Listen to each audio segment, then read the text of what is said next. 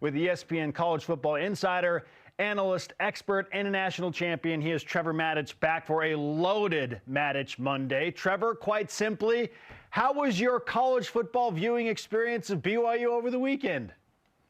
Was incredible. I mean, the storyline, the narrative was that Colorado had two superstars playing that normally wouldn't play in a non-playoff bowl. Shedeur Sanders, their quarterback, is likely to be the first quarterback taken in the draft, maybe, certainly at least one of the top two quarterbacks taken in the draft. And then Travis Hunter is the Heisman Trophy winner. Both of them will be highly drafted in a couple of months. And it's rare to see two guys with that kind of star power heading to the NFL, playing in a bowl game. And so a lot of the narrative was on them, but BYU wasn't having it. And they came out and snatched the narrative right out of the jaws of the Buffaloes and took it back for themselves. And I thought it was a beautiful thing to watch. What impressed you the most, because this was the most complete and best win of the season by far? How physical they were. I mean, BYU was dominant physically, and I think you can look at the rushing stats to kind of see an indication of that. BYU had 180 yards rushing. Colorado had 2 yards rushing. Now, part of that was 4 sacks, and they lost a bunch of yards on those sacks. But in losing those sack yards, it was partly because of how physical BYU was up front, and they were able to get those sacks. And by the way, Colorado had the ability to sack BYU as well. They just didn't do as much because they are a physical team overall, but they weren't as physical as BYU on this day. Remember that when Utah played Colorado in November, Kyle Whittingham, the Utah head coach, said that's the best team we've played this year. And Colorado is really good. I mean, they're really good. And they're sneaky good on defense because people don't realize that they're one of the top 2 rushing defenses in the Big 12 in terms of yards per carry allowed. And so it's not like this team was all Shedeur Sanders and Travis Hunter. This team is a really good team that tied for the lead in the Big 12 standings in terms of the record at 7-2. And so the fact that BYU was able to push them around like they did was the most impressive thing. It is Matich Monday on BYU Sports Nation. BYU has been very, very outspoken about making statements all season, and they have felt like they have been disrespected for the majority of the season. With that in mind, Trevor, what statement did BYU make to the college football world in large part after the drubbing of Colorado in the Alamo Bowl? The statement was that this season, where BYU also tied for the Big 12 lead in terms of that 7-2 record, that wasn't a fluke. BYU came out and played like a team that was in competition at the very end for a Power 4 conference championship. And they just hammered that home all throughout the game. You know, there are teams that can get a few lucky bounces and they have a few more wins than maybe they ought to have. And BYU certainly was opportunistic this year. But the way they capped it off against Colorado, I think, told the college football world that BYU is for real. And that is a huge statement to be made, especially because this was a primetime ABC game when it was basically the only real big show in town. And so many eyeballs were on that game, and partly because of BYU. BYU has a massive fan base, but also in part because the Heisman Trophy winner and a highly drafted quarterback coming up, well, we're playing in that game. And the statement BYU made was, hey, we belong too. Lots of national media, Trevor, were saying, hey, BYU probably should have been in the playoff or more consideration. How do you sort of couch that narrative of what BYU accomplished and how people reacted to it? I think BYU had a season that was worthy of the playoff. I am not negative towards the committee for not including them because there are 12 teams. They had to make a decision. And you look at teams like Alabama and Ole Miss and Miami and some others that believe that they should have been in the 12 as well. BYU, I think, has a good case to have been in the 12. But what ended up happening in the end was that BYU lost, or excuse me, they lost those 2 games. They lost to Kansas, who was struggling certainly with the 1-loss record, even though they were starting to get hot and their talent started to really play well at the time of year that BYU faced them. And Kansas beat a lot of really good teams down the stretch, including BYU. And then they lost, of course, to Arizona State, who ended up winning the Big 12. But I think what the committee did was they looked at BYU's wins also, and they saw BYU won on a last-minute fashion against an Oklahoma State team that didn't win a single conference game. They won in last-minute fashion against a Utah team that struggled. And I think that the committee used that as rationale, not an excuse so much, but as rationale to choose other teams. And I think the best way to look at it from a standpoint of whether or not BYU should have been in is that one of the teams that was in that did not win a conference champion, SMU, BYU beat them. SMU had one loss in the regular season. That loss was to BYU, and BYU held SMU to 0 touchdowns. It was all field goals for SMU. And so the fact that SMU made it and BYU didn't, SMU did not have a win over a team that finished ranked. BYU did. That was SMU, that head-to-head win. And SMU finished 10th in the nation, according to the committee in the poll before the conference championship games, tells you that BYU had a great reason, a great case to have been able to have made the playoff. But I think there's going to be some changes in the way the committee looks at a few things after this first year of a 12-team playoff going into next season. Those changes might help BYU, we'll see.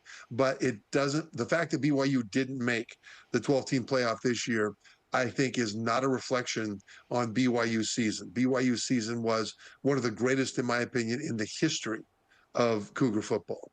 Trevor Matich is on BYU Sports Nation. We can talk probably all day long about what those changes may or may not be for the committee, but we can do that at a later time because, frankly, I just want to know how you feel about BYU and using this game as a launching point into 2025. What does a win like this in a season like this do for BYU, setting themselves up for 2025 in the college football world? There's two things that set it up. One is belief.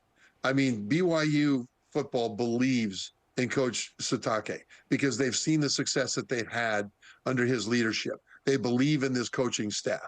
And this just further hammers home the buy-in, that when you just sell out to buy in to everything that these coaches are telling you to do in the offseason when there are no crowds, when there are no TV audiences, that bring you the wins when the stadium is roaring and when the focus is on you, then it is a huge thing, so that it's not vapor. It's there. It's tangible. We did it. We can do it again.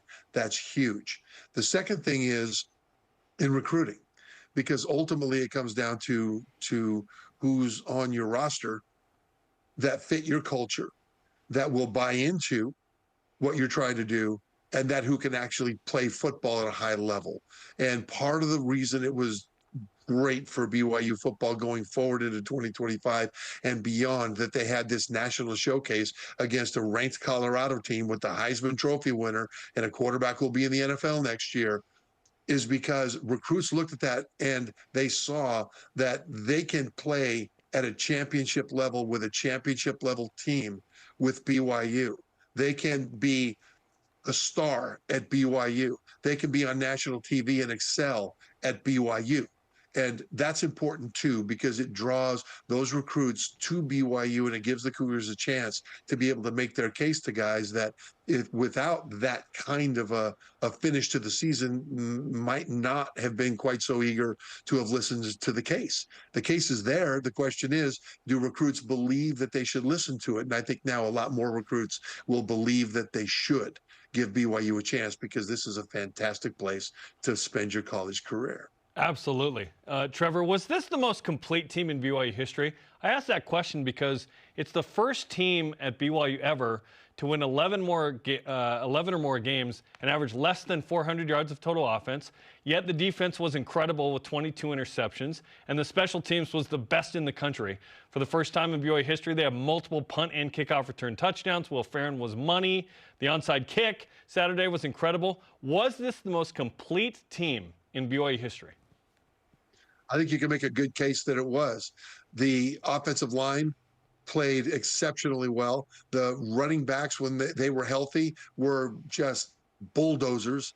And at quarterback, Jake Retzloff was a baller and a playmaker, and he made things happen. And without Retzloff, BYU wouldn't be where they are right now with 11 wins. So you put all that stuff together, and I think you can make a case that this is the most complete team in BYU history. You know, I played on a team that was awfully complete as well, where our defense actually carried us in the national championship year a lot of times in key moments, including in the Michigan game in the Holiday Bowl, when the offense was turning it over. The offense was led by a quarterback that was third in the Heisman Trophy ballot. I believe Robbie Bosco was third. Certainly he was a Heisman finalist. You're talking about special teams. Vaisik Kahima, our returner, went on to the NFL and became an all-pro returner as well. You know, and then Lee Johnson punting and kicking. I mean, it was just that team, I think, went undefeated in part because of how complete it was. And I think you can compare this team favorably to that team, especially because this defense,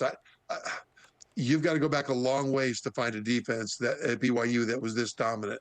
And from a special team standpoint, again, you've got to go back a long ways to find a team that was this dominant on special teams. And the offense did everything they needed to do. It was, as an opponent, it was hard to look at BYU and say, this is the weak spot where we can attack.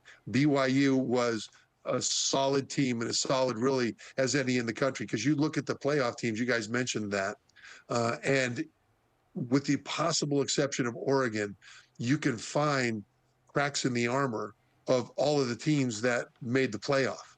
And BYU, kind of hard to find those cracks. And so BYU, I think you could say, is one of the most complete teams that they've ever had. Trevor, before we wrap up Matich Monday, we have to know, after this weekend, who do you expect to be in the national semifinals and in your college football Final Four? Well, I think that Oregon has the best chance to win it all. I think Georgia is going to be there. I think Texas is going to move forward. Penn State, I think, will move forward. But the Oregon-Ohio State game, to me, is going to be incredibly exciting, because this is either a rematch of their game in October, or it's a grudge match if you're Ohio State, because Oregon beat Ohio State by a single point.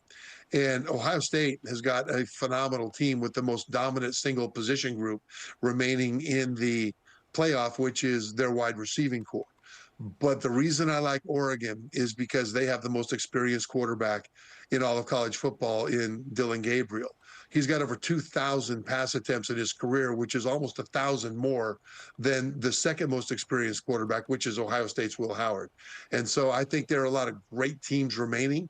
It's anybody's tournament to win. But if I had to pick one right now, I would be Oregon because of their quarterback. Trevor, always great to talk with you, especially after BYU dominates in a ranked matchup of a bowl game and finish with 11 wins. Happy New Year to you and your lovely wife and to all of your loved ones, and let's do it again soon. And to you guys as well. Thank you. Trevor Matich of ESPN, back on BYU Sports Nation.